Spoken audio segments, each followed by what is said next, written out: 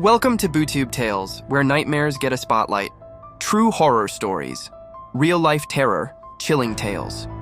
Here are 4 bone-chilling original horror stories, each crafted to linger in your mind long after reading. These tales blend psychological terror, supernatural dread, and unsettling realism. Story 1, The Silent Passenger, sound of rain hitting windshield. You know, I never used to believe in ghost stories. Funny how one night can change everything. It was just another Saturday night shift. The kind where the city lights blur into streaks through rain-soaked windows and every passenger starts to look the same. Until she got in. Pause.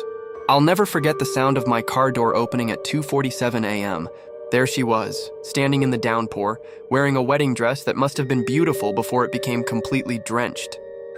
Her mascara had left dark rivers down her cheeks, but her eyes, they were empty. Just empty. She didn't say a word when she got in. Not even a destination. The app had glitched, showing some address I'd never seen before. I tried making small talk, like we drivers do. Rough night? Wedding didn't go as planned? Nothing.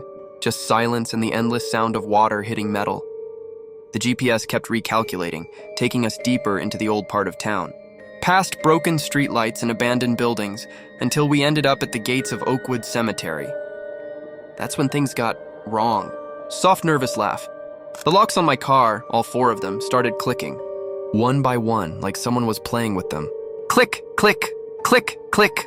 When I turned around to ask if she was okay, the back seat was empty, just puddles of water on the leather.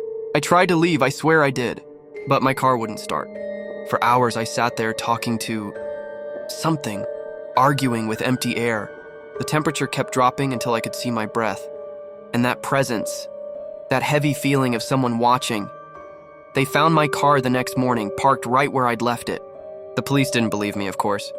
Not until they saw my dash cam footage. There I was, screaming at nothing. Why are you still here? Over and over again, but the last frame of that video... Voice shaking. The last frame shows something I'll never forget. A pale, delicate hand pressing against the glass from inside my trunk. A hand wearing a wedding ring. Whispered. Sometimes late at night I still hear those locks clicking. And sometimes, just sometimes, I catch a glimpse of white in my rearview mirror. They say she's still out there looking for rides on rainy nights. So if you're driving and see a woman in a wedding dress, just keep driving. Because some passengers never leave. Sound of car door locking. Story 2. The House That Breathes. In the depths of autumn, when the leaves whispered secrets to the wind, the Mitchell family found what they thought was their dream home, a sprawling farmhouse nestled in the heart of rural Connecticut. The price was almost too good to be true, but Sarah and David Mitchell were too enchanted by its weathered charm to question their good fortune.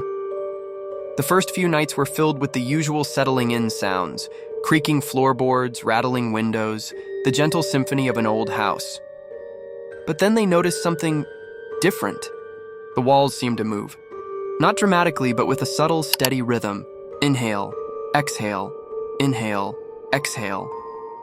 It's just the house settling, David would say, more to convince himself than anyone else. Their daughter Emma called it the sleeping house, giggling as she pressed her ear against the wallpaper. Sarah wasn't so amused. The breathing was constant, day and night, like a giant slumbering beneath the foundations. But it was what happened after midnight that truly began to unravel their peace. The scratching started, a slow, deliberate drag across the underside of the floors. Something moving through the crawl space. David tried to ignore it, but the sounds grew more insistent, more purposeful. One night, after Emma complained about someone crying under her bed, he finally gathered his courage and descended into the crawl space with just a flashlight and his racing heart for company. The beam of light revealed what he'd been dreading. Long, deep grooves carved into the wooden beams. But these weren't from raccoons or possums. The spacing, the depth, the patterns, they were unmistakably made by human fingers, desperately clawing through the darkness. That discovery alone would have been enough to send most families running, but it was what Sarah found in the attic that confirmed their worst fears. Hidden behind a loose panel, wrapped in moldering cloth, was a leather-bound diary. The entries started normally enough, a previous owner's mundane observations about the house. But they grew increasingly disturbing. Day 47. "It learns our voices now," read the final entry, the handwriting frantic and barely legible. It whispers back to us at night. The breathing isn't coming from the walls anymore. It's coming from inside them. God help us, it's learning to speak. The Mitchells left that very night, leaving behind their furniture, their possessions, and that cursed diary. But sometimes in their dreams, they still hear it. That slow, steady breath, calling them back to the house that was never meant to be a home, but something far more sinister. To this day, the farmhouse stands empty, its windows dark and uninviting. And if you listen carefully on a quiet night, you might hear it too. Inhale, exhale, inhale, exhale. Story 3. The reflection game.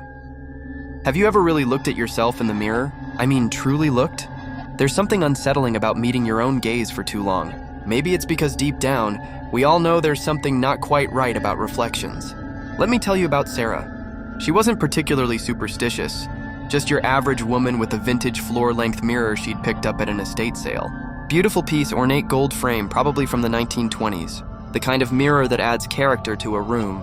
At first, everything was normal. Sarah would do her makeup, check her outfit, the usual morning routine. But then, one Tuesday morning, something changed. She noticed it while putting on mascara.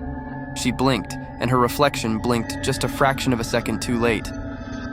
Most people would have brushed it off as their imagination. Sarah did too at first. But it kept happening. The delay grew longer. One blink, then 2, then 3 seconds behind. It wasn't just blinking anymore. Every movement had this lag, like watching a video with bad synchronization. Sarah started avoiding the mirror, but she could feel it watching her. The reflection wasn't just copying her anymore, it was studying her, learning her. Sometimes, out of the corner of her eye, she'd catch it making movements she wasn't making at all. Desperate, she covered the mirror with a thick bed sheet. That's the end of that, she thought. But mirrors don't like to be hidden. That night, she heard scratching sounds from her bedroom. Soft at first, then more insistent, like fingernails on glass. The next morning, the sheet was in shreds on the floor, and there, pressed against the glass, were her reflection's hands. But she was standing 3 feet away. The reflection's eyes were different now. Hungry, desperate. Its lips moved in patterns that didn't match her own. That night, Sarah set up a voice recorder before leaving to stay at her sister's house. When she played it back the next day, among the static and silence, there was a whisper. 3 words that made her blood run cold.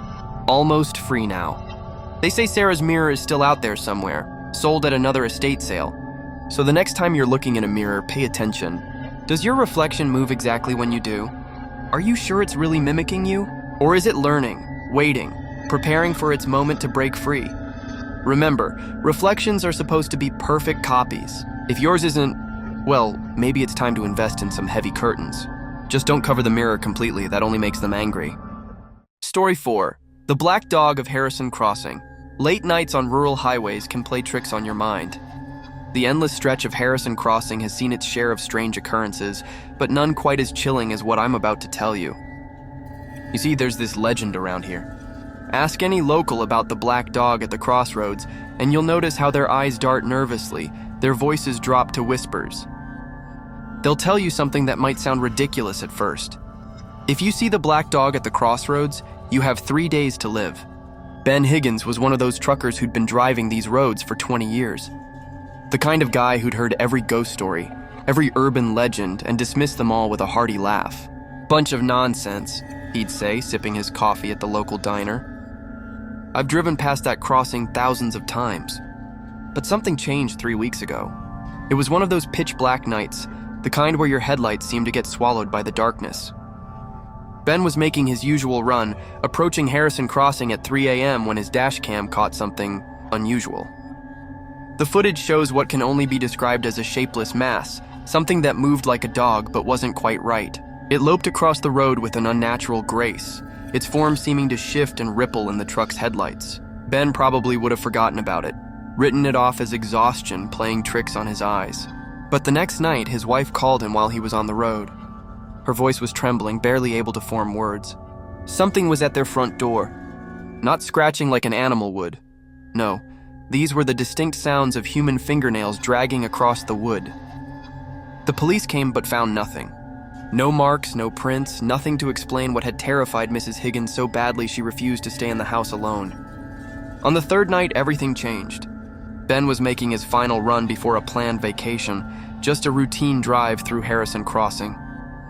His truck was found idling at those cursed crossroads, driver's door wide open, engine running. Ben was gone. The police searched for weeks. They combed through the dashcam footage, but all they found was static.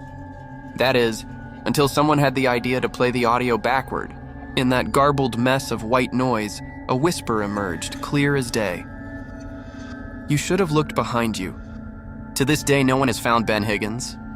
His wife moved away, unable to bear the silence of their empty house. The locals, they don't scoff at the legend anymore. And if you're ever driving through Harrison Crossing late at night, remember, some legends aren't just stories. And whatever you do, don't look in your rearview mirror if you see a black dog cross your path. Dive into your 4 terrifying real-life horror stories that will make you question reality. Each tale is backed by eyewitness accounts and eerie evidence. Subscribe for more horror. Like if these scared you, comment which story terrified you.